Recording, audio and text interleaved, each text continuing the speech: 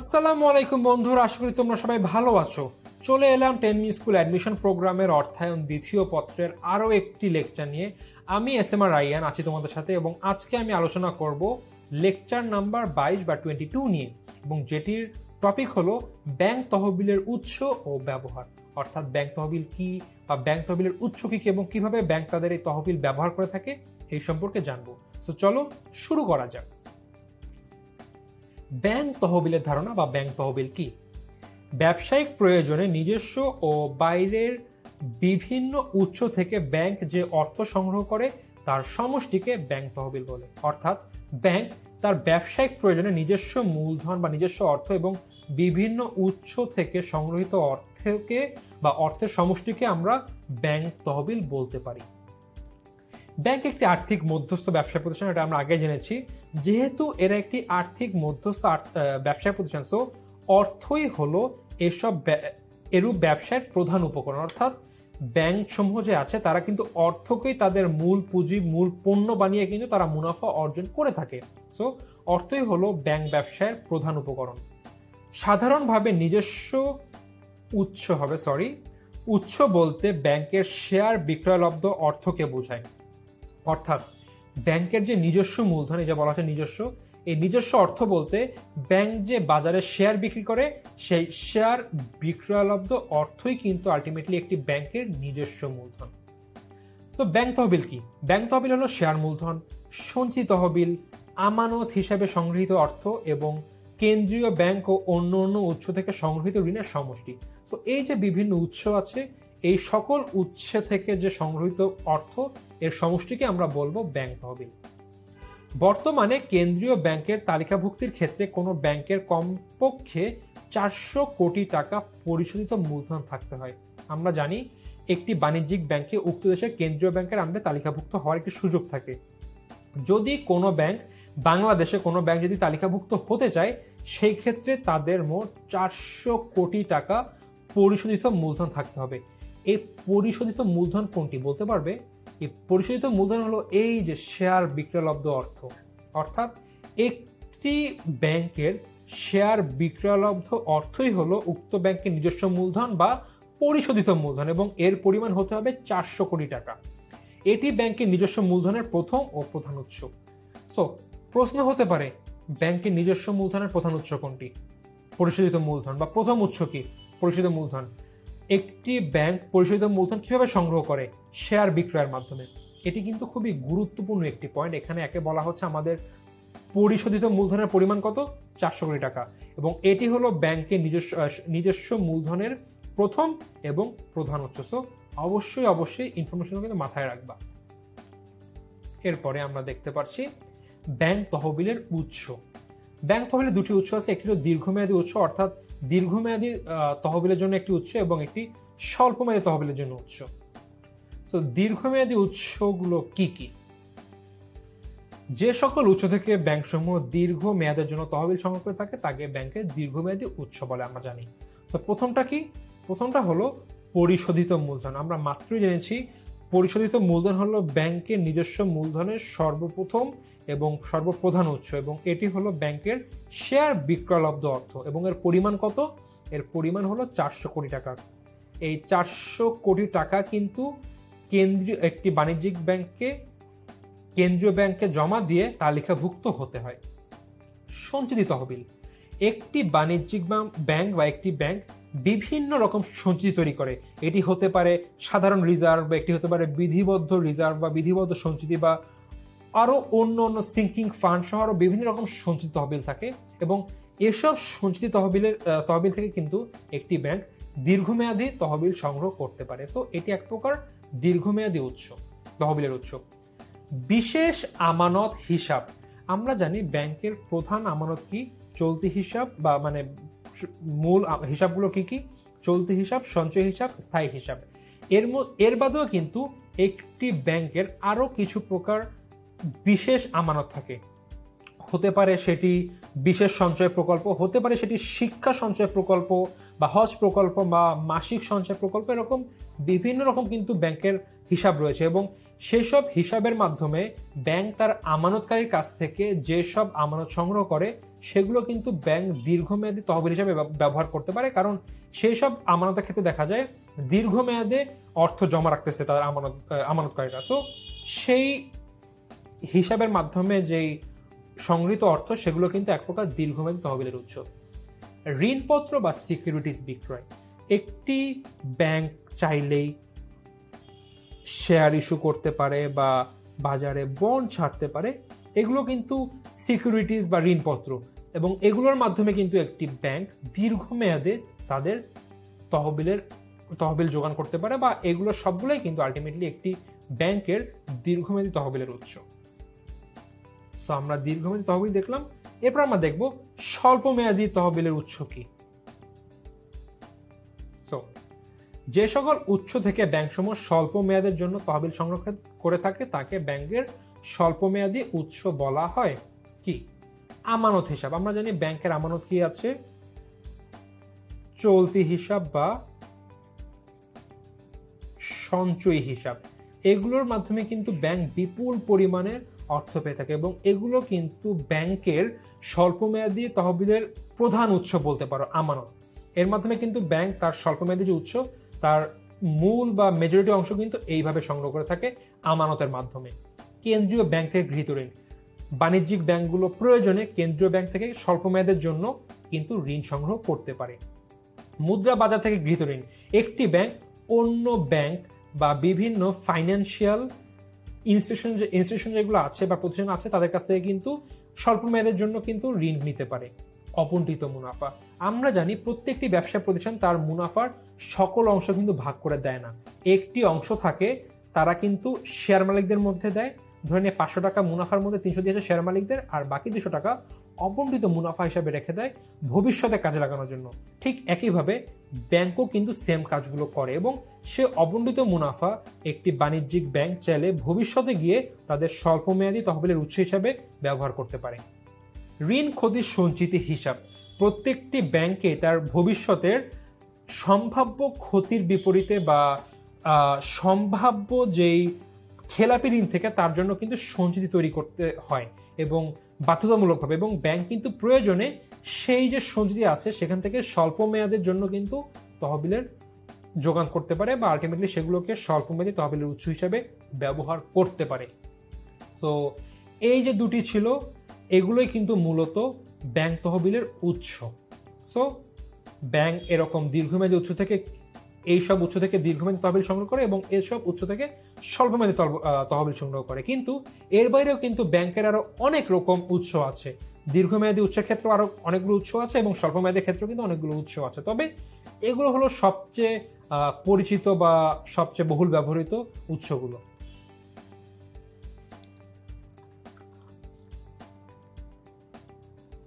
এইবার আমরা দেখব বা জানবো ব্যাংক ঋণ সম্পর্কে ধারণা, অর্থাৎ ব্যাংক ঋণটা কি। মুনাফা অর্জনের উদ্দেশ্যে ব্যাংক তার নগদ অর্থ বা দলিলের মাধ্যমে সুনাম, বিশ্বাস বা সেবা একটি নির্দিষ্ট সময়ের জন্য ধার দিয়ে গ্রাহকদের যে সহযোগিতা প্রদান করে তাকে ব্যাংক ঋণ বলে। অর্থাৎ ব্যাংক ঋণ কিভাবে দিতে পারবে? তার নগদ অর্থ অথবা দলিলের মাধ্যমে। দেখো, সো দুটি, একটি হলো নগদ অর্থ আর একটি হলো দলিল। এই দুটির মাধ্যমে, আবার দলিলের মাধ্যমে আবার আছে সুনাম, বিশ্বাস বা সেবা। সো এগুলোর মাধ্যমে ব্যাংক তার গ্রাহকদের একটি নির্দিষ্ট সময়ে ধার দিয়ে এই বিষয়গুলো গ্রাহকদের যে সহযোগিতা প্রদান করে থাকে তাকে ব্যাংক ঋণ বলে। এখন একটি ব্যাংক কেন ঋণ দেয়? কারণ যদি তারা সুনাম এরকম দলিল ব্যবহার করে সেক্ষেত্রে তারা চার্জ নেয় বা চার্জ করে বা কোনো কমিশন নেয়, আর যদি নগদ অর্থ ঋণ দেয় সেক্ষেত্রে তারা সুদ নেয় এবং এর মাধ্যমে কিন্তু ব্যাংক তাদের মুনাফা অর্জন করে থাকে। সো ব্যাংক ঋণ কি আবার একটু বলি। ব্যাংক ঋণ হলো ব্যাংক যখন মুনাফা অর্জনের উদ্দেশ্যে, দেখো এখানে বলা আছে এগুলো কেন করে, মুনাফা অর্জনের উদ্দেশ্যে। নগদ অর্থের বিনিময়ে পায় সুদ আর দলিলের বিনিময়ে পায় হচ্ছিল চার্জ বা কমিশন। সো মুনাফা অর্জনের উদ্দেশ্যে ব্যাংক তার নগদ অর্থ এবং দলিলের মাধ্যমে সুনাম, বিশ্বাস ও সেবা একটি নির্দিষ্ট সময়ের জন্য ধার দেয়। পুরা কিন্তু দিয়ে দেয় না, একটি নির্দিষ্ট সময়ের জন্য ধার দিয়ে গ্রাহকদের যে সহযোগিতা প্রদান করে তাকে ব্যাংক ঋণ বলে। একটি ব্যাংক কয়ভাবে ঋণ দিতে পারে?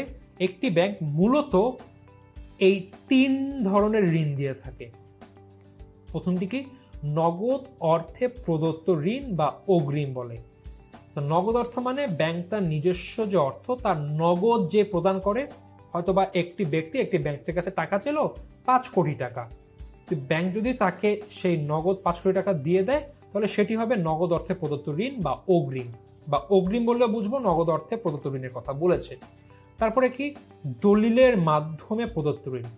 ব্যাংক তার সুনাম ব্যবহার করে মাঝে মধ্যে বিভিন্ন ব্যক্তিকে কিন্তু তার দলিল ইস্যুর মাধ্যমে কিন্তু বিভিন্ন ব্যক্তিকে ঋণ দিয়ে থাকে।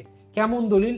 এগুলো হতে পারে প্রত্যয়পত্র, এগুলো হতে পারে ব্যাংক গ্যারান্টি পত্র, এরকম বিভিন্ন রকম কিন্তু দলিল ইস্যু করে, এবং এর মাধ্যমেও কিন্তু ব্যাংক এক প্রকার ঋণ প্রদান করে। কারণ যখন ব্যাংক কোনো আমানতকারী বা তার গ্রাহকের পক্ষে এরকম দলিল প্রদান করে, তখন দেখা যায় ওই যে গ্রাহক সে কোনো ব্যবসায়ের ক্ষেত্রে বাকিতে লেনদেন করতে পারছে। সো এক হিসাবে এটি ব্যাংকের এক প্রকার আর্থিক ঋণই হতে পারে, মানে অর্থের পরিপূরক হিসেবে কিন্তু আলটিমেটলি দলিলগুলো ব্যবহার হয়ে থাকে। সো দলিলের মাধ্যমে প্রদত্ত ঋণ একটি আছে, এবং একটি আছে দলিলপত্র ক্রয়ের মাধ্যমে প্রদত্ত ঋণ। এখানে তো ব্যাংক নিজের নামে দলিলপত্র ইস্যু করে কোনো ব্যক্তিকে ঋণ প্রদান করে, কিন্তু দলিলপত্র ক্রয়ের মাধ্যমে বলতে একটি ব্যাংক অন্য ব্যাংকের মনে করো বন্ড বা শেয়ার বা সরকারি বন্ড বা সরকারি ঋণপত্র, এগুলো ক্রয়ের মাধ্যমেও কিন্তু উক্ত সরকারকে বা উক্ত প্রতিষ্ঠানকে কিন্তু ঋণ প্রদান করতে পারে। সো এই 3টি ওয়েতে একটি ব্যাংক ঋণ প্রদান করে থাকে। কিভাবে? নগদ অর্থের মাধ্যমে, নিজের নামে দলিলপত্র ইস্যু করে, এবং অন্য প্রতিষ্ঠান বা সরকারের ইস্যুকৃত দলিল ক্রয়ের মাধ্যমে। সো এগুলো ছিল ব্যাংকের ঋণের ধরন।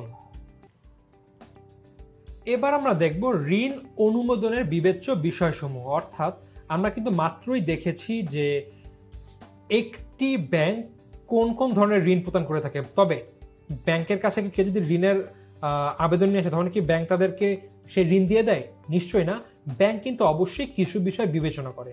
সো ঋণ অনুমোদনে ব্যাংকের বিবেচ্য বিষয়সমূহ, এইটা কোম্পানি বিবেচনায় একরকম হয়ে থাকে আর গ্রাহকের বিবেচনায় অন্যরকম হয়ে থাকে। তো চলো এবার আমরা দেখব যে একটা কোম্পানির কে ঋণ দেওয়ার সময় ব্যাংক কি কি বিষয় বিবেচনা করে, এবং একটি গ্রাহককে ঋণ প্রদানের সময় একটি ব্যাংক কি কি বিষয় বিবেচনা করে।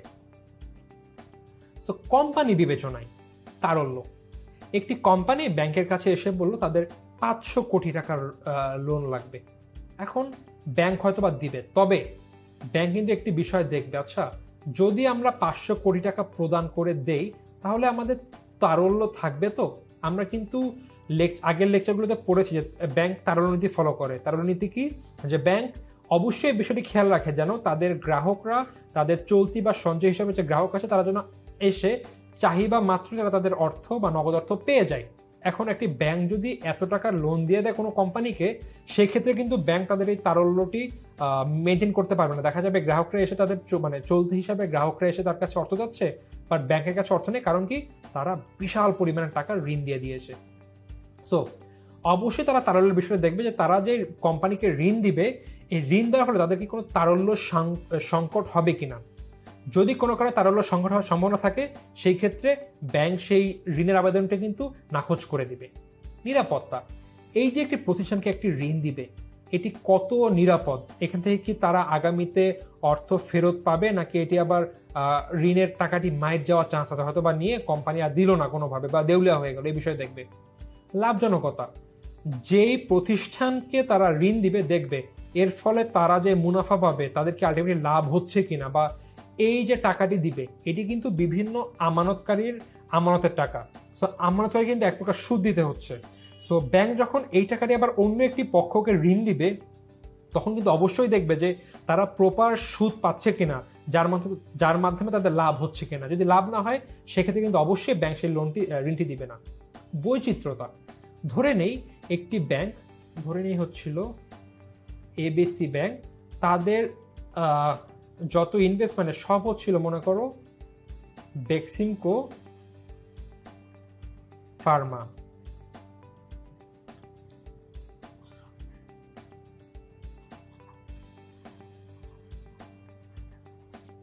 বেক্সিমকো ফার্মা।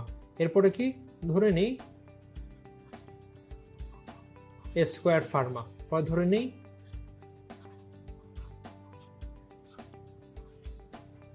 ইনসেপ্ট্রা ফার্মা।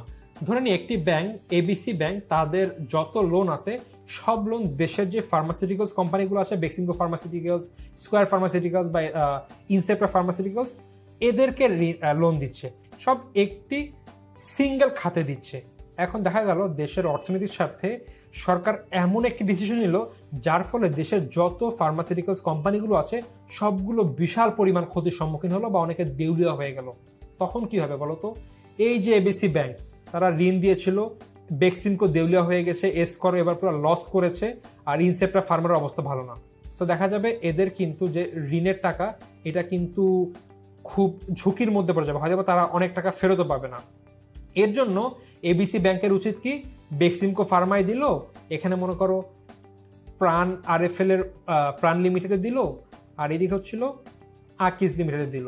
এক একটি কিন্তু এক এক ধরনের ইন্ডাস্ট্রি, সো ক্ষতি হলো তেমন হবে না। সো এই বিষয়টা অবশ্যই মাথায় রাখতে হবে, যখন ব্যাংক ঋণ দিচ্ছে কোনো কোম্পানিকে, তারা ভিন্ন ভিন্ন ইন্ডাস্ট্রির প্রতিষ্ঠানকে ঋণ দিচ্ছে। আর নয় এক ইন্ডাস্ট্রি দিলে দেখা যায় অনেক সময় এক ইন্ডাস্ট্রি একসাথে মানে লস করে মাটিতে শুয়ে যায়, আবার অনেক সময় একই সাথে সবগুলো কোম্পানি বিশাল লাভ করে। সো অবশ্যই বৈচিত্র্যতা ফলো করতে হবে, কারণ যেহেতু ব্যাংকের নিজের অর্থ নয় এটি, ব্যাংক তার আমানতকারীর অর্থ নিয়ে কিন্তু ঋণ দিচ্ছে। মেয়াদের মিশ্রণ, দেখা গেল এই যে এবিসি কোম্পানি তিনটি কোম্পানিকে ঋণ দিল, বেক্সিমকো ফার্মা, প্রাণ লিমিটেড, আকিজ লিমিটেড।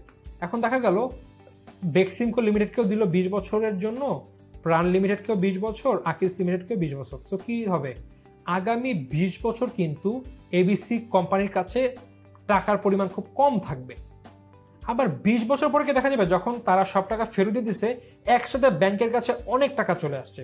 সো এটি কখনোই করা যাবে না, সবসময় একটি সংমিশ্রণে দিতে হবে। ধরে নিতে বেক্সিমকো লিমিটেডকে দিল 20 বছরের জন্য ঋণ দিল, প্রাণকে দিল 5 বছর, আকিজকে দিল 12 বছর, যেন একটি নির্দিষ্ট মেয়াদের মিশ্রণ থাকে, যার ফলে দেখা যাবে সে ঋণ দিল, 5 বছর পর একটি ঋণের টাকা ফেরত আসলো, সে আবার ওই টাকা অন্য জায়গায় ইনভেস্ট করলো, ওটা করতে করতে দেখা গেল অন্য একটি প্রকল্পে যে ঋণ দিয়েছিল সেই টাকা ফেরত আসলো। এর ফলে কোম্পানি ইজিলি টাকাগুলো বিনিয়োগ করতে পারবে এবং অধিক মুনাফা পাবে। জামানত, কোম্পানি যে টাকাটি ঋণ নিবে, এই ঋণের বিপক্ষে কি পরিমাণ জামানত রাখছে, জামানত কি ব্যবহারযোগ্য কি না, বা এই জামানত যদি কোনো কারণে কোম্পানি দেউলিয়া হয়ে যায় বা ঋণ খেলাপি হয়ে যায়, তারা কি এই জামানত বিক্রি করে উক্ত পরিমাণ ঋণের টাকা কি ফেরত আনতে পারবে কিনা, এই বিষয়গুলো মাথা রাখে। সো একটি কোম্পানিকে ঋণ দেওয়ার ক্ষেত্রে একটি ব্যাংক এই সব বিষয়গুলো বিবেচনায় রাখে। এরপর দেখবো আমরা একজন গ্রাহক বা একটি ব্যক্তির পর্যায়ে একটি ব্যাংক কি কি বিষয় বিবেচনায় রাখে। গ্রাহকের চরিত্র, একজন গ্রাহককে ঋণ দিবে, মনে করো মিস্টার এ, আর এটা হলো মিস্টার বি। মিস্টার বি এর চরিত্র কি, সে প্রতি মাসের 1 তারিখ অথবা 2 তারিখে তার পূর্ববর্তী যে ঋণ নিয়েছিল, ঋণের 1 তারিখ থেকে 2 তারিখের মধ্যে তার ইনস্টলমেন্টে টাকা দিয়ে দেয়। আর মিস্টার বি, তাকে প্রতি মাসে 10 তারিখ থেকে ফোন দিতে হয়, ফোন দিতে দিতে সে 20 তারিখ বা 25 তারিখে গিয়ে সে তার ইনস্টলমেন্ট দেয়, বা এমন হয় অনেক সময় তার অনেক মাসে সে দেয় না, পরবর্তী মাসে একত্রে 2-3 মাসে টাকা দেয়। এখন বলো তো কার চরিত্র ভালো, এর নাকি বি এর? নিশ্চয়ই এর, কারণ সে অলওয়েজ টাইম মতো একদম ভালোভাবে টাকা দিয়ে দেয়। সো ব্যাংক অবশ্যই দেখবে যে আমি যে গ্রাহককে টাকা দিব তার চরিত্র কেমন, সে কি সময় মতো আমার টাকা ফেরত দিয়েছে, বা এর আগে তারা অন্য ব্যাংক থেকে যে ঋণ গ্রহণ করেছে সেখানে তাদের রেকর্ড কি, তারা কি ভালোভাবে সব টাকা ফেরত দিয়েছে, বা তারা কি এরকম ফোন দিলে ফোন ধরতো না বা দেরিতে দিত কিনা, এইসব বিষয় কিন্তু অবশ্যই বিবেচনায় আনতে হবে। গ্রাহকের ক্ষমতা, আমি গ্রাহককে 50 লক্ষ টাকার লোন দিলাম, গ্রাহকের ক্ষমতা কি, সে কেমন চাকরি করে, বা তার সম্পদের পরিমাণ কেমন, এইসব বিষয় কিন্তু দেখবে। যদি দেখা হয় যে এমন যে না, গ্রাহকের ক্ষমতা আছে ভালো, আমরা গ্রাহককে যে রিজনে লোন দিচ্ছি, যদি কোনো কারণে সেটি ফ্লপও খায়, গ্রাহক অন্যভাবে সেই টাকা ম্যানেজ করে আমাদের ঋণ শোধ করে দিবে, এই বিষয় কিন্তু বিবেচনায় রাখা অবশ্যই। গ্রাহকের সম্পদশীলতা, যে গ্রাহকের সম্পদ বেশি সে কিন্তু তত বেশি সম্ভাব্যভাবে তার কিন্তু ঋণ খেলাপি হওয়ার সম্ভাবনা একবারেই কম, এবং তার সম্ভাবনা বেশি যে সে টাইম মতো তার অর্থ বা ইনস্টলমেন্টের অর্থ ফেরত দিয়ে দিবে। সো গ্রাহক যত বেশি সম্পদশীল, একটি ব্যাংকের বিনিয়োগকৃত ঋণ অর্থ তত বেশি কিন্তু সিকিউর। ঋণের উদ্দেশ্য, গ্রাহককে যে ঋণ দিবে, গ্রাহক সেই অর্থটি আসলে কোথায় ব্যবহার করবে। দেখা গেল গ্রাহক সেই অর্থ নিয়ে এমন একটি খাতে মানে বিনিয়োগ করলো যে প্রকল্পে বিনিয়োগ করলে শিওর ক্ষতি হবে। সো যদি ঋণকৃত অর্থটি ক্ষতি হয়, স্বাভাবিকভাবে ব্যাংকের একটি কিন্তু ঝুঁকি চলে আসে যে তারা তাদের অর্থটি আগামীতে ফেরত পাবে কিনা। সো অবশ্যই এই যে ঋণটি নিচ্ছে গ্রাহক, এটি বিবেচনা করতে হবে গ্রাহককে কি উদ্দেশ্যে সেই ঋণ নিল, এই যে উদ্দেশ্যে নিয়েছে এটি ব্যবহার করে কি আগামীতে লাভবান হবে কি হবে না। ঋণ ফেরতের উৎস, গ্রাহক যে ঋণ নিয়েছে সে কোন উৎস থেকে ফেরত দিবে, সে কেমন ইনকাম করে, বা সে যে ইনভেস্ট করবে সেই ইনভেস্টের লাভজনকতা কীরকম, এই বিষয়গুলো বিবেচনা করে একটি ব্যাংক একটি ব্যক্তি পর্যায়ে কিন্তু ঋণ প্রদান করে থাকে। অর্থাৎ একটি ব্যাংক যখন একটি গ্রাহককে ঋণ প্রদান করবে তখন তারা উক্ত বিষয়গুলো বিবেচনায় এনে তারপরে তার ডিসিশন নেয় যে গ্রাহককে বা ব্যক্তিকে ঋণ দিবে কি দিবে না। এইবার আমরা দেখব ব্যাংক ঋণের শ্রেণী বিভাগ, অর্থাৎ ব্যাংক যে ঋণ দেয় তার তো শ্রেণী বিভাগ আছে, অর্থাৎ উক্ত ঋণটি কিসের মধ্যে পড়ে বা কোন টাইপের ঋণ।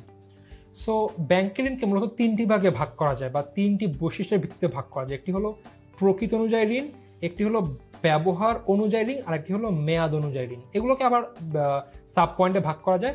সো আমরা এখন এই বিষয়গুলো জানবো আসলে কোন প্রকার ঋণ বা কোনটিকে কোন প্রকার ঋণ বলা হয়। প্রথমেই প্রকৃত অনুযায়ী ঋণ।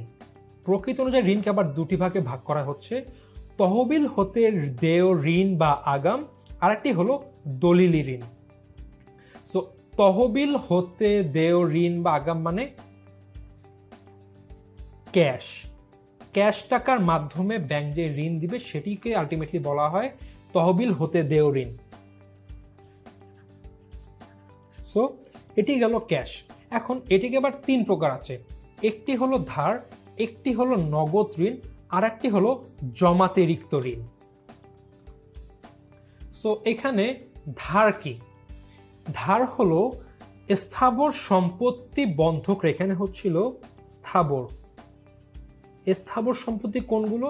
স্থাবর সম্পত্তি সেগুলো যেগুলো এক স্থান থেকে অন্য স্থানে নেওয়া যায় না, যেমন কি জমি বা মনে করো বিল্ডিং বা কলকারখানা, এই টাইপের এগুলো ছিল স্থাবর। মানে কলকারখানা মেনলি হচ্ছিল জমি বা বিল্ডিং, এগুলো হলো স্থাবর সম্পত্তি। সো স্থাবর সম্পত্তি বন্ধক রেখে কোনো ব্যাংক যখন কোনো প্রতিষ্ঠানকে নগদ ঋণ দেয় তাকে আমরা ধার বলি। এখানে মূলত কি করে, ব্যাংক একত্রে সকল অর্থ যে ঋণ গ্রহীতা তার অ্যাকাউন্টে পাঠিয়ে দেয় এবং সে তার প্রয়োজন মতো সেখান থেকে অর্থ কালেক্ট করে ব্যবহার করতে পারে। সো ধার হচ্ছিল স্থাবর সম্পত্তি বন্ধক রেখে প্রদত্ত নগদ ঋণ। আর নগদ ঋণ কি? নগদ ঋণ বলতে মানে নগদ অর্থ। আর নগদ ঋণ কি? নগদ ঋণ হচ্ছিল অস্থাবর সম্পত্তি বন্ধক রেখে যে নগদ অর্থ ঋণ হিসেবে দেওয়া হয় তাকে নগদ ঋণ বলা হয়। অস্থাবর সম্পত্তি কোনগুলো? অস্থাবর সম্পত্তি মনে করো কাঁচামাল বা পণ্য বা মনে করো তৈরিকৃত পণ্য, এগুলো হলো অস্থাবর সম্পত্তি যেগুলো আলটিমেটলি এক স্থান থেকে অন্য স্থানে ইজিলি মুভ করা যায়। সো আবারও বলছি, ধার হলো কি? স্থাবর সম্পত্তি বন্ধক রেখে যে ঋণ দেওয়া হয় সেটি হলো ধার, এবং অস্থাবর সম্পত্তি বন্ধক রেখে যে ঋণ দেওয়া হয় তাকে বলা হয় নগদ ঋণ। প্রশ্ন হবে, অস্থাবর সম্পত্তি কোন ঋণের ক্ষেত্রে বন্ধক হিসেবে রাখা হয়? অ্যান্সার হবে নগদ ঋণ। বলা হবে ধারের ক্ষেত্রে কেমন সম্পত্তি বন্ধক হিসেবে রাখা হয়? উত্তর হবে স্থাবর সম্পদ। জমাতিরিক্ত কি? আমরা জানি যারা চলতি হিসাব আছে যাদের চলতি বা কারেন্ট অ্যাকাউন্ট আছে, তারা তাদের হিসাবে জমাকৃত অর্থের চেয়ে অতিরিক্ত অর্থ ঋণ হিসাবে কিন্তু নিতে পারে বা অতিরিক্ত অর্থ উত্তোলন করতে পারে। ধরে নেই একজনের ব্যাংকে আছে 50 টাকা বা 50,000 টাকা, সেখান থেকে ব্যাংক তার অ্যাকাউন্টে আছে 50,000 বা সে উত্তোলন করলো 60,000, এই যে এক্সট্রা 10,000 এটি ব্যাংক তাকে ইমিডিয়েটলি জমাতিরিক্ত ঋণ প্রদান করেছে। সো আলটিমেটলি তহবিল হতে দেয় ঋণ বা আগাম, যেটি হলো আলটিমেটলি নগদ অর্থ ঋণ দেয়, এটিকে এই তিনটি ভাবে ব্যাংক ঋণ দিয়ে থাকে। একটিকে বলে ধার, একটিকে বলে নগদ ঋণ, একটিকে বলে জমাতিরিক্ত ঋণ। আর দলিল ঋণ, ব্যাংক বিভিন্ন প্রকার দলিল ইস্যুর মাধ্যমে যে ঋণ প্রদান করে থাকে তাকে বলা হচ্ছে দলিল ঋণ। দলিল বলতে কোনগুলো?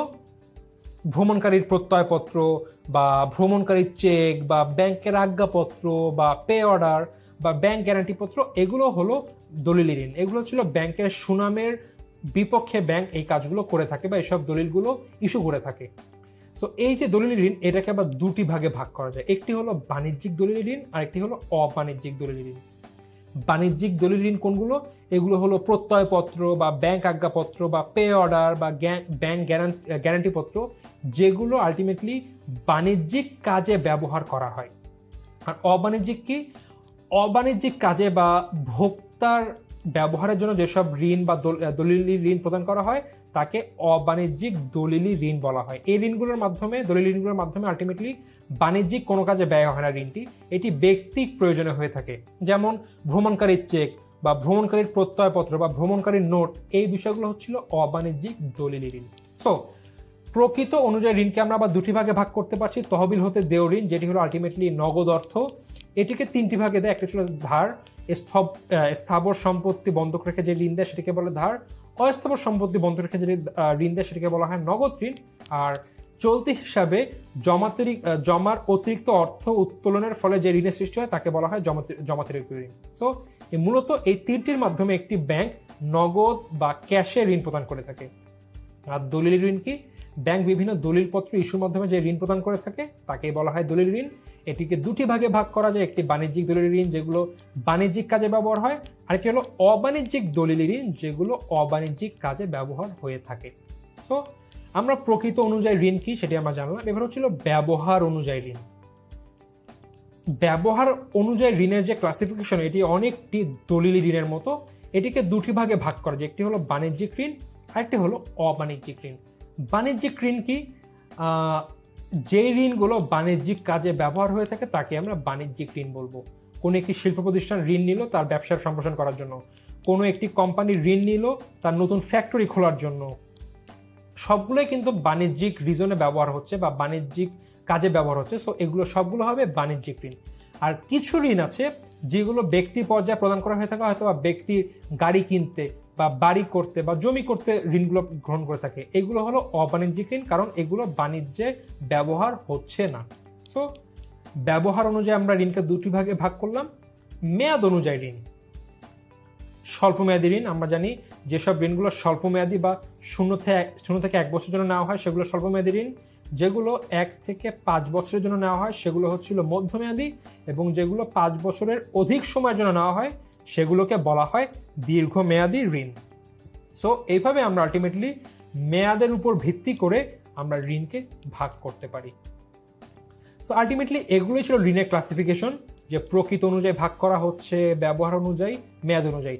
এর মধ্যে সবচেয়ে গুরুত্বপূর্ণ হচ্ছিল প্রকৃত অনুযায়ী ঋণের তহবিল হতে দেয় ঋণ, যেটি হলো ধার, একটি হলো নগদ ঋণ, আরেকটি হলো জমাতিরিক্ত ঋণ। এই তিনটি হলো আলটিমেটলি তহবিল হতে দেয় ঋণের ক্লাসিফিকেশন। এবং এখান থেকে মূলত প্রশ্ন আসে যে ধারের বিনিময়ে কোন সম্পত্তি বন্ধক রাখতে হয়, নগদ ঋণ কি বা জমাতিরিক্ত ঋণ কি, বা কোন হিসাবে জমাতিরিক্ত ঋণ প্রদান করা হয়, এই টাইপের প্রশ্ন আসে। এইবার আমরা দেখব ব্যাংক আগাম। আমরা কিন্তু মাত্রই পড়েছি যে প্রকৃত অনুযায়ী ঋণকে দুটি ভাগে ভাগ করছে, তহবিল হতে দেয় ঋণ বা আগাম। সো এই যে আগাম, আমরা এখন এর ক্লাসিফিকেশনই পড়বো। আমরা কিন্তু মাত্রই দেখেছি যে আগামকে তিনটে ভাগে ভাগ করেছি, ধার, নগদ ঋণ, জমাতিরিক্ত ঋণ। এখন আমরা এই বিষয়গুলো একটু আলোচনা করব, যে সাধারণ ধার বা সাধারণ ঋণ বা ধার কি, নগদ ঋণ কি, জমাতিরিক্ত ঋণ কি। কারণ এটি হলো ব্যাংকের ঋণ দেওয়ার সবচেয়ে জনপ্রিয় ওয়ে বা সবচেয়ে বেশি কিন্তু এই পদ্ধতিতে ঋণ প্রদান করা হয়। সো আমরা এবার জানবো যে এগুলোর বৈশিষ্ট্য কি বা কিভাবে আলটিমেটলি এইগুলোর কাজ করা হয় এই ঋণ প্রদানের ক্ষেত্রে। তো সাধারণ ঋণ সাধারণত স্থাবর সম্পত্তি, আমি মাত্র যেটি বললাম যে সাধারণ ঋণ বা ধারের ক্ষেত্রে স্থাবর সম্পত্তি থাকে। স্থাবর সম্পত্তি বন্ধক রেখে ব্যাংক গ্রাহকদেরকে যে দীর্ঘমেয়াদী বা মধ্যমেয়াদী ঋণ প্রদান করে তাকে সাধারণ ঋণ বা ধার বলে। সো স্থাবর সম্পত্তি বন্ধক রাখবে এবং এটি দেওয়া হবে দীর্ঘমেয়াদী অথবা মধ্যমেয়াদের জন্য, তাকে সাধারণ ঋণ বলা হয়। আগের দিনে বন্ধকি ঋণ বলতে যা বোঝানো হতো আজকের দিনে তা ধার হিসেবে গণ্য। সো সাধারণত ব্যাংক স্থাবর সম্পত্তি বন্ধক রেখে দীর্ঘমেয়াদে বা মধ্যমেয়াদে যে ঋণ প্রদান করে তাকে বলা হবে সাধারণ ঋণ বা ধার। এরূপ ঋণের বৈশিষ্ট্য কি? গ্রাহকের নামে ঋণ হিসাব খুলে তাতে ঋণের টাকা স্থানান্তর করতে হয়। অর্থাৎ গ্রাহক যে ঋণ নেবে তার নামে একটি ঋণ হিসাব খুলতে হবে, খুলে ব্যাংক সকল অর্থ সেই হিসাবে পাঠিয়ে দেয়। গ্রাহক ইচ্ছা করলে একবারে বা প্রয়োজন মতো চেক কেটে উক্ত টাকা উত্তোলন করতে পারে। অর্থাৎ গ্রাহক তার প্রয়োজনের উপর সেই অর্থ চেক কেটে উত্তোলন করবে। ঋণ হিসাবে স্থানান্তর করা সম্পূর্ণ টাকার উপর প্রাথমিকভাবে সুদ ধার্য করা হয়। অর্থাৎ যখনই ওই হিসাবে টাকা সব পাঠিয়ে দেওয়া হলো তখন থেকেই কিন্তু সকল প্রকার ঋণ গণ্য করা শুরু হয়ে যায়, সুদ ধার্য করা শুরু হয়ে যায়। অর্থাৎ যেই দিন টাকা স্থানান্তর করলো সেদিন থেকেই সুদ ধার্য হবে। সাধারণত স্থাবর সম্পত্তি বন্ধক রেখে এরূপ ঋণ মঞ্জুর করা। সবচেয়ে গুরুত্বপূর্ণ প্রশ্ন যে একটি পয়েন্ট যে ধারের বিপক্ষে কোন রকম সম্পত্তি বন্ধক রাখতে হয়, সেটি হবে স্থাবর সম্পত্তি। এরূপ ঋণ দীর্ঘ বা মধ্যমেয়াদী হয়ে থাকে। এটি আরও একটি ইম্পর্টেন্ট যে স্থাবর ঋণ কোন মেয়াদের হয়ে থাকে, এটি দীর্ঘমেয়াদীর হতে পারে বা মধ্যমেয়াদীরও হতে পারে। সো এটি ছিল সাধারণ ঋণ বা ধার। সো স্থাবর সম্পত্তি রাখতে হবে, এটি দীর্ঘমেয়াদী এবং মধ্যমেয়াদে দেওয়া হয়ে থাকে। এইবার নগদ ঋণ। নগদ ঋণ কি? চলতি মূলধনজনিত অসুবিধা দূর করার জন্য ব্যাংক তার গ্রাহকদের অস্থাবর সম্পত্তি বিশেষত পণ্য বন্ধকের বিনিময়ে যে ঋণ অনুমোদন করে তাকে নগদ ঋণ বলে। অর্থাৎ চলতি মূলধনজনিত অসুবিধা দূর করার জন্য, অর্থাৎ চলতি মূলধন মানে কি? কম সময়ের জন্য। আলটিমেটলি এগুলো কিন্তু চলতি মেয়াদে বা স্বল্প মেয়াদী ঋণ, কারণ চলতি মূলধন কিন্তু স্বল্প মেয়াদের মূলধন। সো চলতি মূলধনের অসুবিধা দূর করার জন্য ব্যাংক তার গ্রাহকদের অস্থাবর সম্পত্তি বিশেষত পণ্য বন্ধকের বিনিময়ে যে ঋণ অনুমোদন করে তাকে নগদ ঋণ বলে। ঋণের বৈশিষ্ট্য কি? এই ঋণ গ্রহণের জন্য গ্রাহককে একটি নগদ ঋণ হিসাব বা যেটাকে বলা হয় সিসি অ্যাকাউন্ট বা cash credit account, CC account খুলতে হয়। ব্যাংক হিসাবে গ্রাহক একটি নির্দিষ্ট সীমা ধার্য করে দেয়। সো বলে দেয় আমি আপনাকে এই হিসাবের মাধ্যমে সর্বোচ্চ 50 লক্ষ টাকা ঋণ দিতে পারবো। প্রথমে একটি সীমা ধার্য করে দেওয়া হয়। এক্ষেত্রে গ্রাহক তার সুবিধা মতো যে কোনো সময় অর্থ জমা দিয়ে ঋণ। আচ্ছা, এখানে একটু ভুল হয়েছে, লাইনটি আসবে না। আচ্ছা না, একটু সরি, এখানে ঠিক আছে। সো প্রথমে এটি কি নগদ ঋণ দেওয়া হচ্ছে? নগদ ঋণের ক্ষেত্রে এখানে যখন সীমা নির্ধারণ হবে, গ্রাহক যখন ইচ্ছা তখন কিন্তু এখান থেকে অর্থ সংগ্রহ করতে পারে। আর তার সুবিধা মতো যখন তখন সময় কিন্তু সে এই অ্যাকাউন্টে অর্থ জমা দিয়ে এই ঋণ সমন্বয় করতে পারবে। শুধুমাত্র উত্তোলিত ও ব্যবহৃত হবে অর্থের উপরে এক্ষেত্রে সুদ দিতে হবে। এখন দেখো সীমানা আছে কত? 50 লক্ষ টাকা, কিন্তু ধরা হলো সেখানে মোট যে ঋণ গ্রাহক সে সম্মিলে 30 লক্ষ টাকা ব্যবহার করলো, তাহলে শুধুমাত্র এই 30 লক্ষ টাকার উপরে কিন্তু সুদ গণ্য হবে। বাকি যেই 20 লক্ষ টাকা ছিল তার উপরে কিন্তু কোনো রকম সুদ গণ্য হবে না। আবারও বলি, প্রথমে এখানে চুক্তিতে একটি সীমা নির্ধারিত হয় যে আপনি সর্বোচ্চ কত টাকার ঋণ নিতে পারবেন। ধরে নিলাম 50 লক্ষ টাকা ঋণ নেওয়া যাবে এই নগদ ঋণের মাধ্যমে। এখানে সে 30 লক্ষ টাকা ব্যবহার করলো, সো 30 লক্ষ টাকার উপর সুদ গণ্য হবে। বাকি যে 20 লক্ষ টাকা তার উপরে কোনো সুদ গণ্য হবে না। সো নগদ ঋণ গেল। এবার হলো জমাতিরিক্ত ঋণ। ব্যাংক তার চলতি হিসাবে গ্রাহককে জমাকৃত আমানতের বাইরে একটি নির্দিষ্ট পরিমাণ পর্যন্ত অর্থ চেক কেটে উঠানোর সুযোগ প্রদান করলে ওই বা উক্ত অতিরিক্ত অর্থকে জমাতিরিক্ত ঋণ বলা হয়। আচ্ছা, ব্যাংক তার চলতি হিসাবের গ্রাহককে জমাকৃত আমানতের বাইরে একটি নির্দিষ্ট পরিমাণ অর্থ চেক কেটে উঠানোর সুযোগ প্রদান করে। দেখো, চলতি হিসাবে গ্রাহককে জমাকৃত আমানতের বাইরে একটি নির্দিষ্ট পরিমাণ অর্থ চেক কেটে উঠানোর সুযোগ প্রদান করলে ওকে জমাতিরিক্ত ঋণ বলে। এর ঋণের বৈশিষ্ট্য কি? চলতি হিসাবে জমা অতিরিক্ত অর্থ উত্তোলনের সুযোগকে জমাতিরিক্ত বলে। অর্থাৎ চলতি হিসাবে যা জমা আছে তার অতিরিক্ত অর্থ উত্তোলনের সুযোগকে বলা হয় জমাতিরিক্ত ঋণ। ব্যাংক তার অত্যন্ত পরিচিত গ্রাহকদের এই ঋণ প্রদান করে, অর্থাৎ যে কাউকে ঋণের সুযোগ দেয় না, যারা খুবই পরিচিত শুধুমাত্র তাদেরকেই এই ঋণের সুবিধা প্রদান করে থাকে। স্বল্প মেয়াদী ঋণের প্রয়োজন মেটানোর জন্য গ্রাহকরা এ ধরনের ঋণ নেয়, অর্থাৎ এইসব ঋণের মেয়াদ সাধারণত স্বল্প মেয়াদী হয়ে থাকে, অর্থাৎ স্বল্প সময়ের জন্য এই ঋণ গ্রহণ করা হয়। হিসাবে অর্থ জমা দিয়ে সহজে এরূপ ঋণ সমন্বয় করা যায়, অর্থাৎ গ্রাহক, মনে করো গ্রাহকের অ্যাকাউন্টে ছিল 50,000 টাকা, গ্রাহক চেক কেটে 60,000 টাকা তুললো, সো অতিরিক্ত কত তুললো? 10,000। এই 10,000 যখন গ্রাহক তার অ্যাকাউন্টে মনে করো আবার 20,000 টাকা জমা দিয়ে দিল,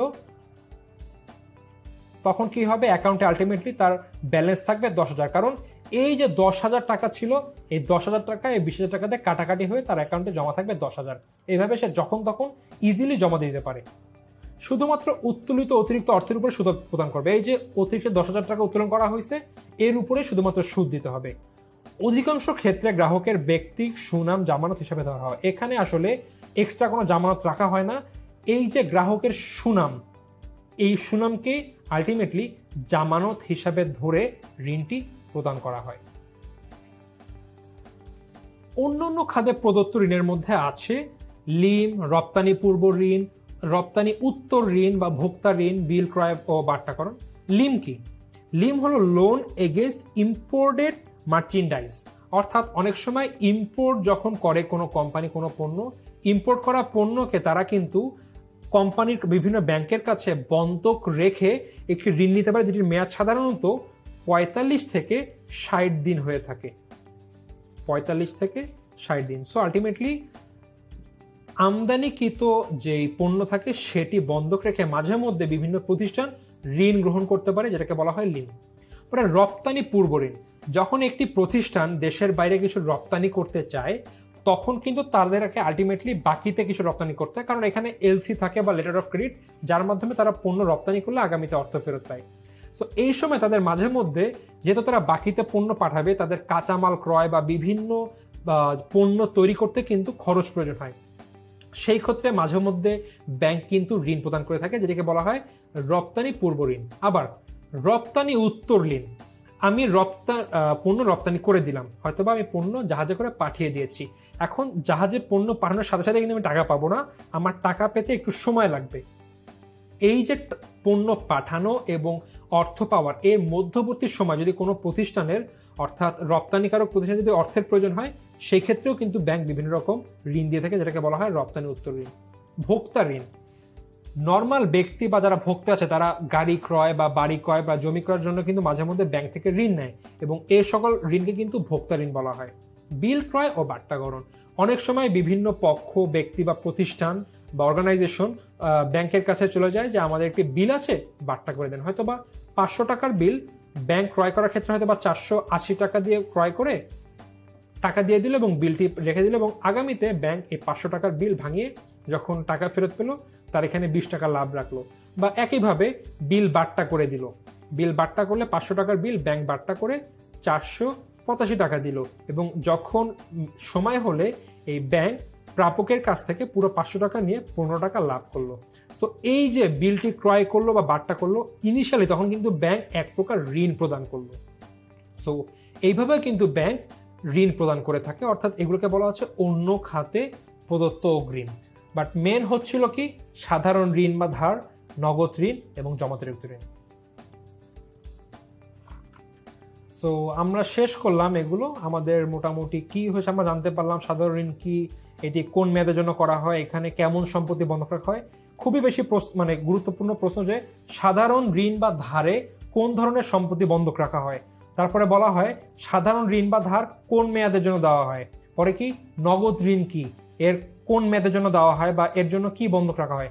জমাতিরিক্ত ঋণ কি, এর বন্ধক হিসাবে কি রাখা হয় বা এর মেয়াদ কেমন। এবং অন্যান্য খাতে পদ্ধতি আসতে পারে যে লিম কি বা ভোক্তা ঋণ কি, প্রশ্ন আসতে পারে। সো আশা করি এখান থেকে প্রশ্ন আসলে আমাদের কোনো রকম কোনো সমস্যা হবে না, আমরা ইজিলি এমসিকিউ উত্তর করতে পারবো। ইভেন আমাদের যদি এখানে 2 নম্বরের জন্য প্রশ্ন আসে আমরা সহজেই কিন্তু উত্তর করতে পারবো। এইবার আমরা দেখব যে ঋণ জামানত সম্পর্কে ধারণা, অর্থাৎ প্রত্যেকটা ব্যাংক প্রতিষ্ঠান যখন ঋণ প্রদান করে সেখানে কিন্তু তারা অবশ্যই জামানত রাখে, যেভাবেই হোক জামানত কিন্তু থাকেই। সো জামানতটি কি? ঋণ পরিশোধের নিশ্চয়তা বিধানের লক্ষ্যে ঋণগ্রহীতা ব্যাংকে যে সম্পত্তি বন্ধক রাখে বা গ্যারান্টি প্রদান করে তাই ঋণের জামানত হিসেবে পরিচিত। এই ব্যক্তিরা ঋণ নিচ্ছে, এখন ঋণ মনে করেন দিল এখানে সব মিলে 50 লক্ষ টাকা একটি ব্যাংকের কাছে। এটা ছিল ব্যাংকের একজন কর্মকর্তা, তার কাছ থেকে মোট 50 লক্ষ টাকা ঋণ নিয়েছে। সরি, 2টি শূন্য কম হয়ে গিয়েছে। সো 50 লক্ষ টাকার ঋণ নিয়েছে। এখন এই ব্যক্তি যে দুইজন যে টাকা ফেরত দিবে এর ভরসা কি বা গ্যারান্টি কি? যদি দেখা গেলো টাকা নেই, যদি পরে বললো আমার কাছে টাকা নেই কিছু, তখন কি হবে? হয়তো বা ব্যাংক তাদের নামে কেস করবে, ব্যাংক তাদেরকে দেউলিয়া ঘোষণা করবে এই পক্ষকে। তবে ব্যাংকের তো ক্ষতি হয়ে গেল, তাই না? এর জন্য কি করে ব্যাংক জামানত রাখে। দেখো, এরা অর্থ পাচ্ছে, অর্থের বিনিময়ে তারা এদের যে বাড়ি, এই বাড়ির যে কাগজপত্র তাকে দিয়ে দিল যে আমরা যদি কোনো কারণে অর্থ ফেরত দিতে না পারি সেক্ষেত্রে আপনি আমাদের বাড়ি বেচে দিতে পারেন বা যা ইচ্ছা সেভাবে তা করতে পারেন। সো ঋণ পরিশোধের নিশ্চয়তা বিধানের লক্ষ্যে ঋণ গ্রহীতা ব্যাংকে যে সম্পত্তি বন্ধক রাখে বা গ্যারান্টি প্রদান করে তাকে ঋণের জামানত হিসেবে পরিচিত। এটি কেন রাখা হয়? ঋণ গ্রহীতা কোনো কারণে ঋণের টাকা পরিশোধ করতে না পারলে ব্যাংক জামানত বিক্রি করে সেই অর্থ উদ্ধার করে। সো আলটিমেটলি এই ঋণের জামানত রেখে ঝুঁকি হ্রাস করে থাকে, কারণ যদি কোনো কারণে ঋণ গ্রহীতা ঋণের অর্থ ফেরত দিতে না পারে সেই ক্ষেত্রে ব্যাংক সেই যেই জামানত থাকে সেটি বিক্রি করে তাদের অর্থ উত্তোলনের চেষ্টা করে। জামানতের প্রকারভেদ রয়েছে: ব্যক্তিক জামানত, অব্যক্তিক জামানত বা নৈবেত্তিক জামানত এবং অতিরিক্ত জামানত। ব্যক্তিক জামানত কি? ব্যক্তিক জামানত বলতে এখানে কোনো রকম কোনো সম্পদ বন্ধক রাখা হয় না বা ভিজিবল কিছু বন্ধক রাখা হয় না। এখানে কি বন্ধক রাখা হয়? এখানে বন্ধক রাখা হয় কোনো ব্যক্তির চরিত্র, সুনাম, সততা বা আর্থিক সচ্ছলতা, এইগুলা। সো কি একটু লিখি, মনে করো সুনাম, সততা, আর্থিক সচ্ছলতা, তারপরে মনে করো তাদের সামাজিক মর্যাদা।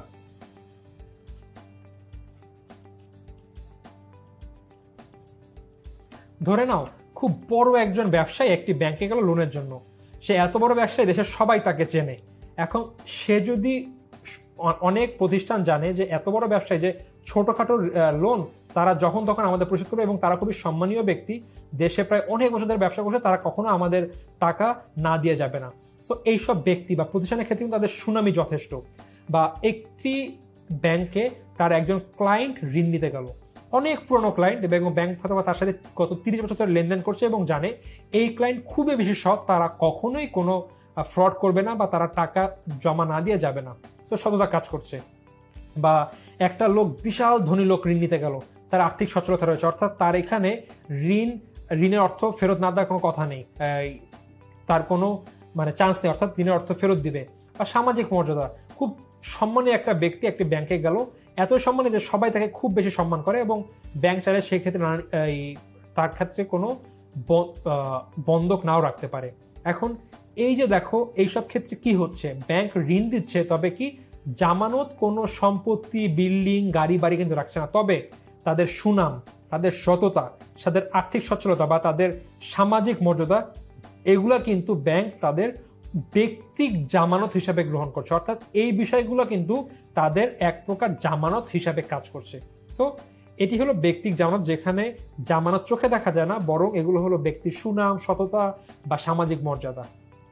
নৈবেত্তিক জামানত,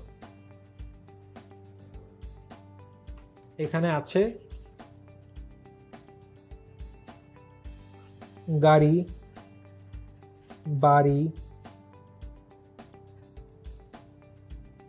বা জমি।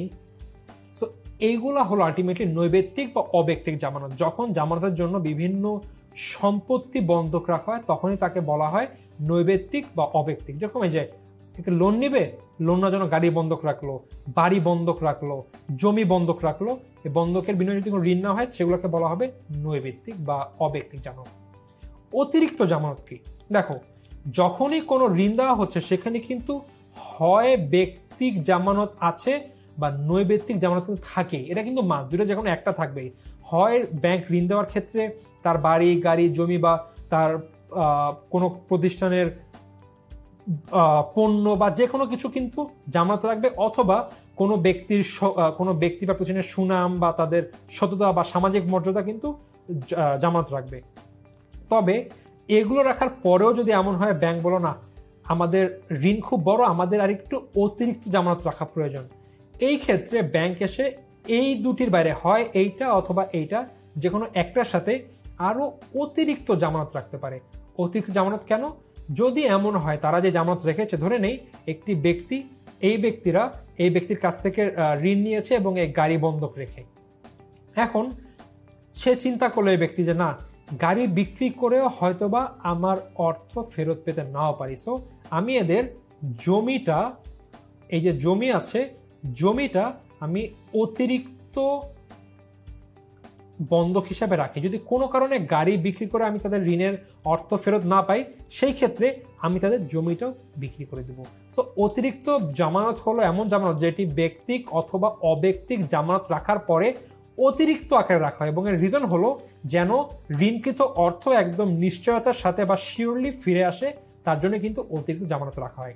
এখন এই যে টপিক পড়ালাম, এখানে প্রশ্ন আসতে পারে সততা কোন ধরনের জামানত? ব্যক্তি জামানত। গাড়ি কোন ধরনের জামানত? নৈবেত্তিক বা অব্যক্তিক জামানত। বা প্রশ্ন আসলো নিচের কোনটি নৈবেত্তিক জামানত? সুনাম, আর্থিক সচ্ছলতা, সামাজিক মর্যাদা, জমি। উত্তর হবে জমি।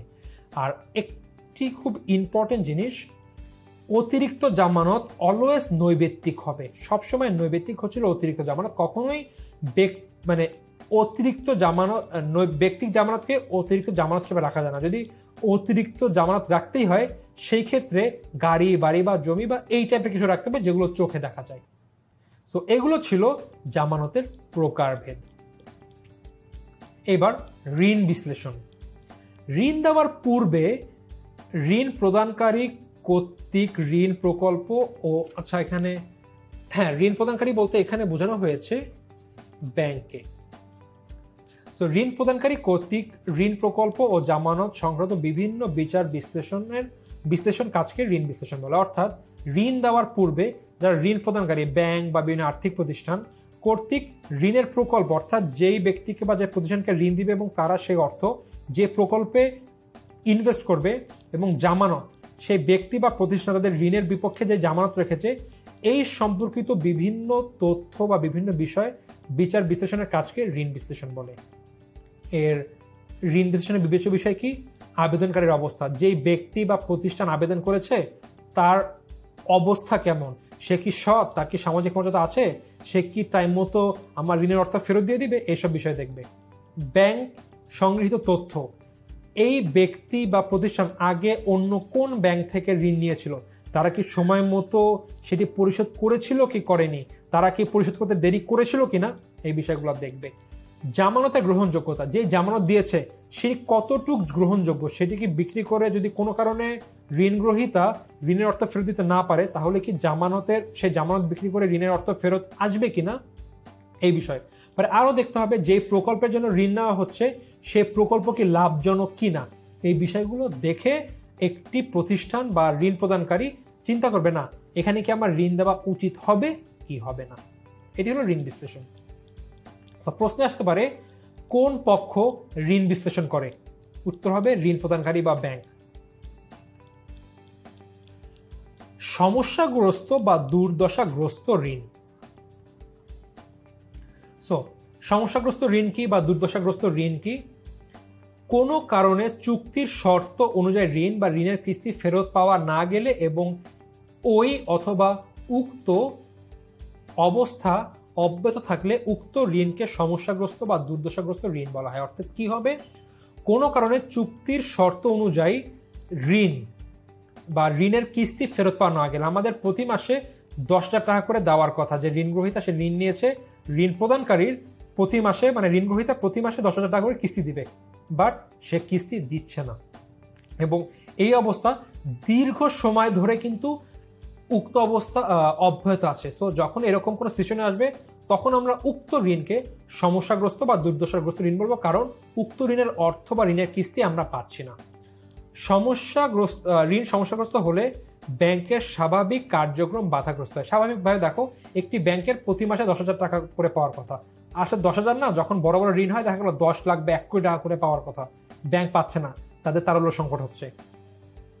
ঋণ আবর্তন হ্রাস পায় যখন ব্যাংক হয়তো প্রতি মাসে ধরে নেই 10 লক্ষ টাকাই 10 লক্ষ টাকা করে পেত, তারা কিন্তু সেটি আবার অন্য জায়গায় ঋণ দিত, বাট সেটি পাচ্ছে না, আলটিমেটলি ঋণ আবর্তন হ্রাস পাচ্ছে।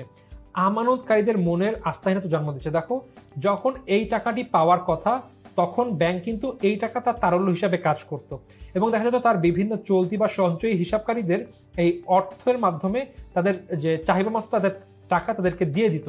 তবে যখন টাকা পাচ্ছে না, স্বাভাবিকভাবে ব্যাংকের তারল্য সংকট হচ্ছে, এবং দেখা যাচ্ছে মাঝে মধ্যে তারা গ্রাহকদেরকে চাহিদা মাত্রই বলতেছে যে ভাই আমাদের এখন অ্যাকাউন্টে টাকা নেই, আজকে না, আমরা কালকে অর্থ দিতে পারবো। সো গ্রাহকদের মনে কিন্তু এক প্রকার আস্থাহীনতা জন্ম হচ্ছে। ব্যাংকে তারল্য সমস্যা তো অবশ্যই সৃষ্টি হবে, কারণ টাকা না পেলে তো তারল্য সংকট দেখা দিবেই। আর ব্যাংক অন্যান্য ঋণের আবেদন গ্রহণ করতে পারে না। যখন আমি এই টাকা পাবো, পেলে হয়তো আমি অন্য ঋণের আবেদন পেলে সেখানে আমি বিবেচনা করে হয়তো সেখানে ঋণ দিতে পারতাম, বাট আমি তো এই যেই টাকাটি আমার পাওয়ার কথা সেটিই পাচ্ছি না, আমি কিভাবে অন্য ঋণের আবেদন গ্রহণ করব? সো যদি এমন কিছু ঋণের সমস্যাগ্রস্ত ঋণ হচ্ছিল যখন চুক্তি অনুযায়ী ঋণ বা ঋণের কিস্তি পাওয়া না যায় এবং এই অবস্থা অনেকদিন ধরে অব্যাহত থাকে, তখন তাকে আমরা সমস্যাগ্রস্ত ঋণ বলি, এবং সমস্যাগ্রস্ত ঋণের ক্ষেত্রে এই বিষয়গুলো হয়ে থাকে ব্যাংকের ক্ষেত্রে। আমাদের মূল প্রশ্ন আসবে এখানে, আসলে সমস্যাগ্রস্ত ঋণ কি? আচ্ছা, সো কোনগুলাকে দুর্দশাগ্রস্ত ঋণ বলবো আর কোনগুলাকে আমরা ভালো ঋণ বলবো? দেখো, যে ঋণের ক্ষেত্রে গ্রাহকদের ঋণ ফেরত দেওয়ার ইচ্ছা থাকবে, অর্থাৎ দেখো দুটি বিষয় দেখবো, গ্রাহকদের আসলে ঋণের টাকা ফেরত আসবে কিনা, এটা কিন্তু দুটি বিষয়ের উপর ডিপেন্ড করে। একটি হলো ঋণ গ্রহীতার ইচ্ছা এবং সামর্থ্য। সো ধরে নেই ঋণ ফেরত দেওয়ার ইচ্ছা আছে, মানে এটি পজিটিভ বিষয়, যে ঋণ নিয়েছে যে ব্যক্তি তার ইচ্ছা আছে, সো এটি পজিটিভ। আর ঋণ ফেরত দেওয়ার সামর্থ্য আছে, সো এটিও পজিটিভ। যখন একজন ঋণ গ্রহীতার তার ঋণের কিস্তি বা অর্থ ফেরত দেওয়ার সামর্থ্য আছে এবং ইচ্ছাও আছে, সে কিন্তু সে ঋণের অর্থ ফেরত দিয়ে দিবে। বাট এখানে দেখা যাচ্ছে ঋণ ফেরত দেওয়ার অনিচ্ছা, মানে তার ইচ্ছা নেই টাকাটি ফেরত দেওয়ার, অথবা তাদের ধান্দা আছে যে ভাই আমি টাকা না দিয়ে দেখি 2 নম্বরে করে টাকাটি মার দেওয়া যায় কিনা, বাট তার ঋণ ফেরতের সামর্থ্য আছে, অর্থাৎ সামর্থ্য আছে বাট তার ইচ্ছা নাই। ইচ্ছা না থাকলে কি সে দিবে? সে কিন্তু না দেওয়ার চান্স, যতক্ষণ না ব্যাংক কোনো আইনি আশ্রয় নিবে সে কিন্তু টাকা দিবে না।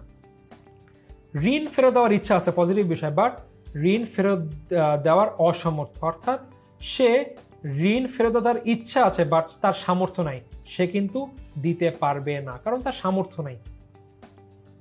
এরপরে আছে হচ্ছিল ঋণ ফেরত দেওয়ার অনিচ্ছা, মানে এই ব্যক্তি ঋণ ফেরত দেওয়ার অনিচ্ছা নেই, তার মনে 2 নম্বরই আছে যে সে টাকা দিবে না। আর ঋণ ফেরত দেওয়ার অসমর্থ, মানে তার সামর্থ্যও নাই, তার ইচ্ছা থাকলেও সে দিতে পারতো না, সো এইটা নেগেটিভ। সো এটিও কাট। আলটিমেটলি এইগুলো হলে দেখা যাবে ঋণ আসবে না। আমি যদি ভালোভাবে দেখি, দেখো যেগুলো সবুজ সেগুলো ভালো, ঋণ দেওয়ার ইচ্ছা আছে, পজিটিভ, সামর্থ্য আছে, মানে এটিকে আমরা বলবো ছিল আদর্শ ঋণ। এই ঋণটি ভালো, কারণ এখানে ঋণ গ্রহীতা তার ঋণের অর্থ ঋণ ফেরত দেওয়ার সামর্থ্যও আছে এবং তার ইচ্ছাও আছে, সো স্বাভাবিকভাবে এই ঋণের অর্থ ব্যাংক চোখ বন্ধ করে ফেরত পাবে। বাট অন্য অন্য ক্ষেত্রগুলো দেখা যাচ্ছে এখানে অনিচ্ছা আছে, বা এখানে ইচ্ছা থাকলেও সামর্থ্য নাই, বাট এখানে অনিচ্ছা এবং অসামর্থ্য দুটি আছে। সো এগুলোর যখন থাকবে, এই সিচুয়েশন যখন বিরাজ করবে, এগুলো দুর্দশাগ্রস্ত ঋণ হিসাবে গণ্য হবে, এবং এই ক্ষেত্রে ব্যাংকের কাজ হবে আইনি সাহায্য গ্রহণ করা, যে ব্যাংক আইনি সাহায্যের মাধ্যমে এই দুর্দশাগ্রস্ত ঋণকে চেষ্টা করবে সেখান থেকে ঋণ নিতে। আবার যদি এমন হয় যে ব্যক্তির সামর্থ্য নাই, তারা দেউলিয়া ঘোষণা হয়ে গেছে, ইন দ্যাট কেস কিন্তু তারা টাকা পাবে না। সো এগুলো হচ্ছিল এইভাবে একটি দুর্দশাগ্রস্ত এবং আদর্শ ঋণকে নির্বাচন করা হয়। সো বন্ধুরা, এখানে ছিল এই লেকচারের ইতি। আমরা জানলাম ব্যাংক কই থেকে তাদের তহবিল পায়, সেই তহবিল কিভাবে তারা বিনিয়োগ করে বা ইউজ করে, এবং ইউজ করার ক্ষেত্রে তাদের কি কি বিষয় বিবেচনায় রাখে এবং কি কি বিষয় মাথায় রেখে কাজ করে, ঋণ কিভাবে দেয় বা ঋণের জামানতগুলো কিভাবে থাকে, এই বিষয় জানলাম। আশা করি এখান থেকে আমাদের যদি কোনো প্রশ্ন আসে আমাদের আর কোনো সমস্যা হবে না।